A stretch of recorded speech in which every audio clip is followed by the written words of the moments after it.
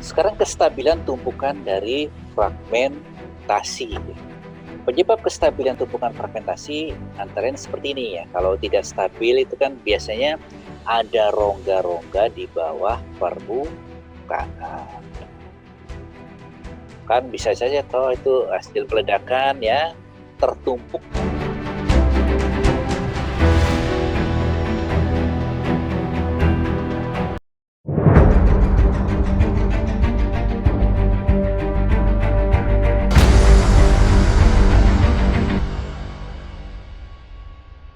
Kita lihat di sini ya. Ini salah satu contohnya yang ada di lapangan ya. Satu peledakan. Coba dilihat apakah di sini ada fume di sana. 3, 2, 1.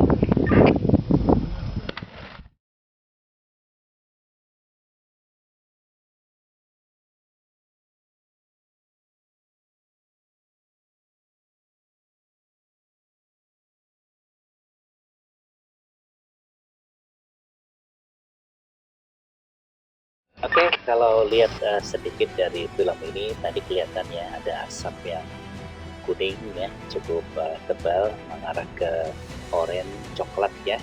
Itulah fume. Jadi itu yang beracun.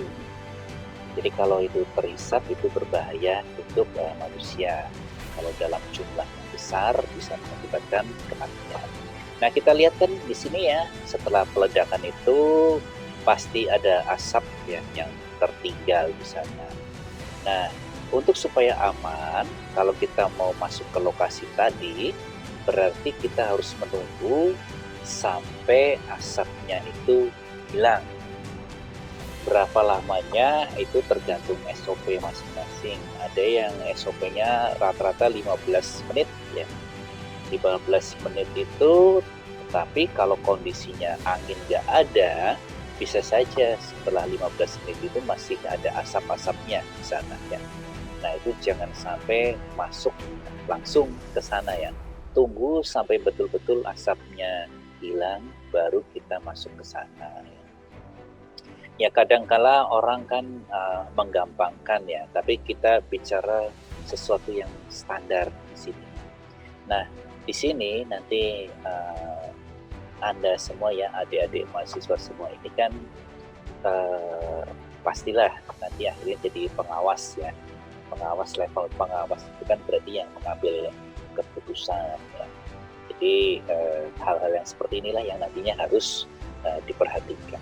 Sekarang kita masuk ke pemeriksaan tumpukan fragmentasi. Nah, kalau terkait tumpukan fragmentasi kan mau nggak mau kita pasti harus periksa ya, karena setelah peledakan apakah fragmentasinya sudah sesuai ya dengan perancangan atau desain yang ada ya, maka harus kita periksa. Nah, yang pertama ya tentang ini, pertama harus pastikan kestabilan tumpukan fragmentasi.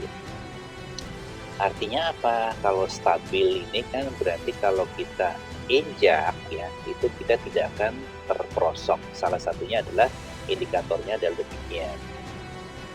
Apabila tidak stabil, maka dilaporkan ke atasannya atau pengawas peledakan. Berikan tanda pada bagian-bagian tertentu. Kemudian lakukan langkah sesuai dengan SOP perusahaan. SOP-nya sebenarnya seperti apa kalau ada kondisi seperti ini. Nah, itu ya. Jadi pemeriksaan tumpukan fragmentasi hasil peledakan. Nah, kalau di sini ya, ini pemeriksaan lubang gagal ledak ya. Nah, ini salah satu yang paling utama ya, setelah nanti memeriksa adanya awal-awal kan adanya asap yang terkait pengamanannya, kestabilan fragmentasi ya.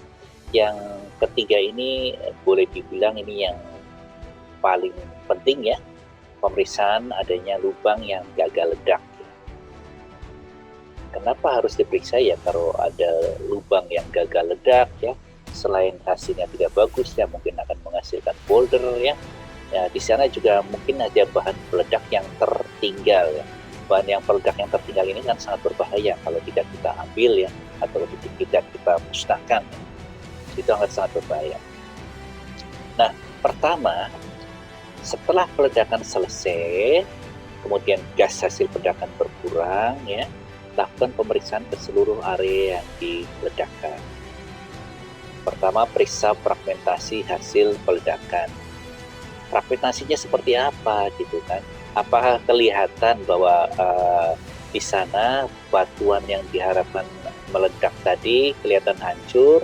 Fragmentasinya apakah rata atau timbul boulder-boulder atau malah tidak ngangkat ya? Artinya kelihatan banget kalau itu nggak meledak ya.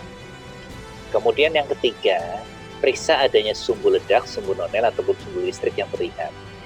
Dengan adanya sumbu-sumbu yang terlihat itu merupakan salah satu indikasi ya kalau kita ingin mengetes ya, ingin memeriksa apakah di sana terjadi gagal ledak atau tidak ya. Nah, yang nomor 4 ini kalau sampai terlihat sumbu ledak ya, itu berarti sudah dapat dipastikan bahwa lubang tersebut adalah gagal ledak atau terjadi misfire. Kenapa kalau ada sumbu ledak itu yang masih utuh berarti ada misfire atau gagal ledak? Ya karena kalau proses peledakan itu kan yang namanya sumbu meledak ya, pasti kan meledak ya. Kalau dia tidak meledak, nah berarti ada misfire ya. Jadi paling sederhana itu kalau kita pakai sumbu ledak ya, ada sumbunya yang masih utuh, tidak meledak, berarti telah terjadi gagal ledak atau misfire. Beda lagi kalau kita melihat ya adanya kabel listrik di antara batuan. Ya kan memang ada kalanya yang namanya kabel listrik yang setelah diledakkan kan kabelnya masih utuh. Tapi kan kita lihat ya, ini dicurigai gagal ledak atau enggak, kan kelihatan batuan di sekitarnya ya. Jadi kalau memang dicurigai itu gagal ledak, maka dilakukan pengukuran ya dengan misalnya ya pengukuran tahanan ya, blastometer ya, atau biasanya disingkat bom ya. Bila jarum atau angka bom menunjukkan angka tertentu, maka dicurigai detonatornya belum meledak. Lantas apa yang harus dilakukan kalau terjadi gagal ledak ya? Kan tadi sudah ada ciri-cirinya ya. Ciri-cirinya kan paling mudah kan lihat fragmentasinya ya. Batuannya kira-kira hancur semua enggak? Kira-kira ngangkat semua enggak kalau sudah diledakkan seperti itu? Kemudian dilihat apakah ada kabel-kabel atau sumbu-sumbu yang masih tersisa enggak ya. Nah, kemudian diukur ya, dilihat, dianalisis ya. Kalau memang itu terjadi gagal ledak, maka karena kita kan ini sekarang ini ya, kita training ini pra KJL, artinya kita posisikan diri kita itu sebagai juru ledak ya. Nah, seorang juru ledak kalau nanti misalnya menemukan gagal ledak ya, berarti dia harus lapor ya. Lapor secara lisan kepada atasan atau pengelola peledakan mengenai jumlah lubang yang gagal ledak. Lisan ya, karena ini kan kita perlu cepat ya. Kalau tulis kan agak lama, meskipun nanti tetap akan mengisi form gagal ledak, tapi secara lisan langsung dilaporkan ya, lewat radio kayak lewat apa kayak harus lapor gitu. Karena apa? Karena juru ledak itu punya atasan. Atasannya ini adalah pengawas peledakan atau pengelola peledakan.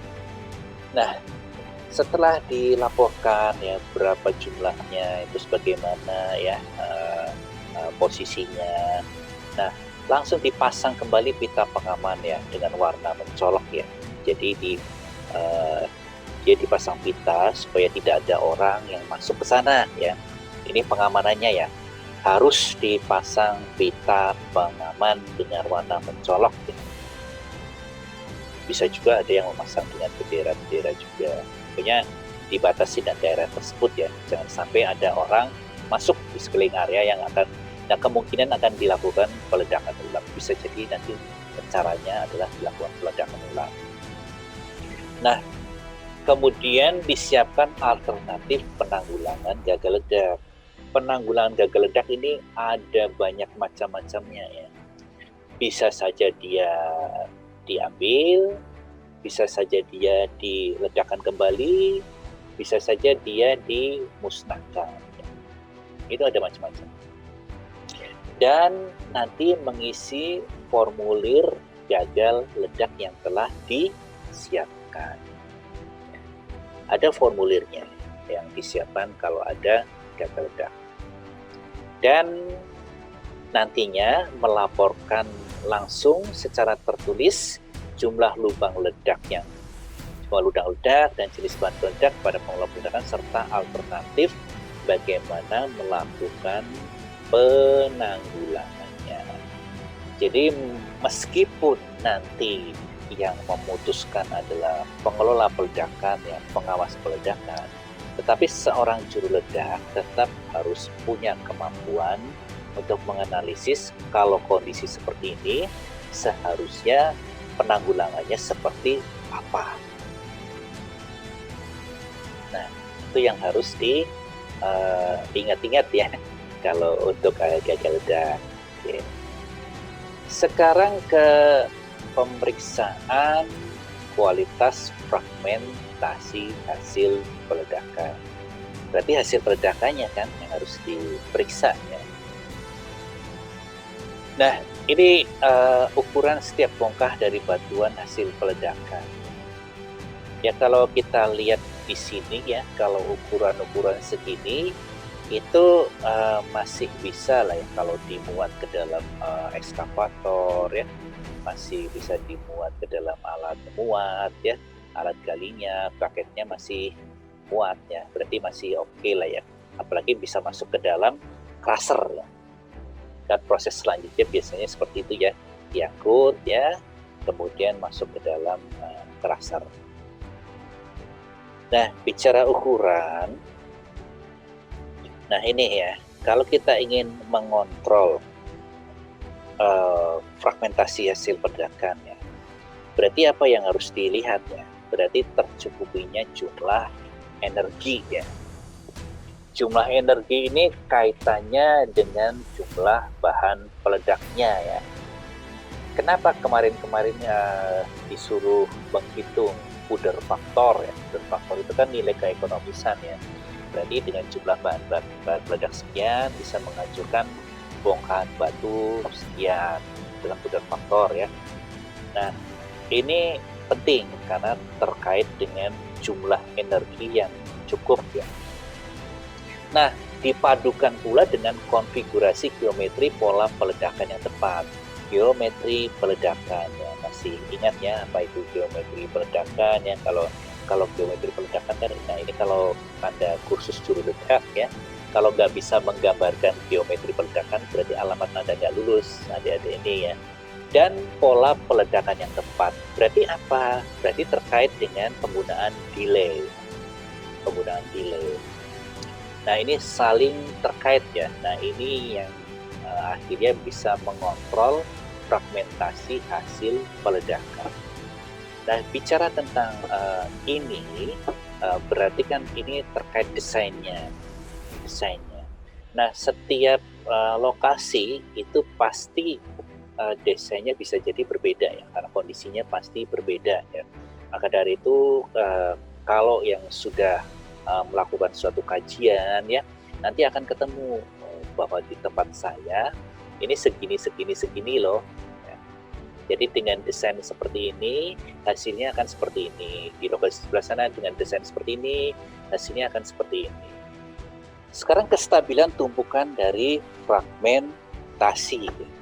Penyebab kestabilan tumpukan fragmentasi antara lain seperti ini ya. Kalau tidak stabil itu kan biasanya ada rongga-rongga di bawah permukaan. Kan bisa saja kalau itu hasil peledakan ya tertumpukkan, karena kita kan nggak numpuk kan, karena tumpukan hasil peledakan kan ngacak aja. Bisa saja itu kelihatannya rapat, ternyata di bawahnya itu ada rongga. Kemudian adanya perbedaan kekerasan pada tiap lapisan batuan. Kelihatannya sih sudah tertumpuk rapi ya, terisi semua, nggak ada rongga. Tapi ada bagian-bagian yang lunak ya. Ada bagian-bagian yang lunak ini kan bisa saja itu mengakibatkan ketidakstabilan. Selain itu, ada ukuran fragmentasi batuan yang variatif ya. Ukuran fragmentasi batuan yang variatif ya, itu yang bisa mengakibatkan kan ada yang besar, ada yang kecil, ada yang besar, ada yang kecil. Jadi rongga-rongganya tidak tertutup rapat, ya. Tidak mengunci ya, tidak saling mengunci ya. Ini kestabilan tumpukan fragmentasi. Sekarang bagaimana memeriksa kestabilan tumpukan fragmentasi hasil peledakan? Nah, ini kan sudah zamannya teknologi canggih ya. Ada yang langsung menggunakan robot yang dikendalikan dari jarak jauh ya. Jadi diperiksanya dari jarak jauh ya, pakai remote ya. Jadi permukaan tumpukan batuan hasil peledakan itu pakai robot ya. Kemudian pemeriksaan yang lain ya sebaiknya dilakukan oleh 2 orang ya. Jadi jangan diperiksa sendiri ya. Kenapa harus minimal 2 orang? Jadi kalau ada apa-apa itu langsung bisa ditolong. Misal ada satu ya sesuai yang tidak kita inginkan ya, misalnya terperosok ya, langsung bisa ditolong gitu. Kalau dilakukan minimal oleh 2 orang ya. Itu dari sisi jumlah ya, minimal 2 orang ya dari pemeriksa. Nah, kemudian nanti berjalan dengan perlahan pada area lokasi pasca peledakan. Dan biasanya ini menggunakan alat bantu dengan tongkat ya. Jadi kenapa kalau kita lihat di lapangan itu sering ada tongkatnya, jika misalnya di lapangan peledakan ya sering ada tongkat, ini kan sering digunakan untuk membantu proses-proses peledakan tadi ya, seperti tadi ya katakanlah ada yang buat mengukur ya, atau mungkin ada lubang yang tersumbat kan bisa pakai tongkat itu ya. Itu pertama. Kemudian yang lain adalah tongkat-tongkat ini bisa digunakan untuk mencoba tumpukan fragmentasi tersebut ya. Kan tinggal disodok ya, ditekan-tekan. Kalau memang batuannya kuat ya, ditekan pakai tongkat juga dia akan kuat ya. Berarti kalau kita sudah yakin ya, berarti batuan yang tadi sudah ditekan dengan tongkat itu dan diyakini kuat, baru kita bisa melangkah ke sana. Jadi sebenarnya caranya sederhana, tapi ini masuk ke dalam SOP ya. Cukup pakai tongkat ya untuk memeriksa kestabilan tumpukan fragmentasi hasil peledakan.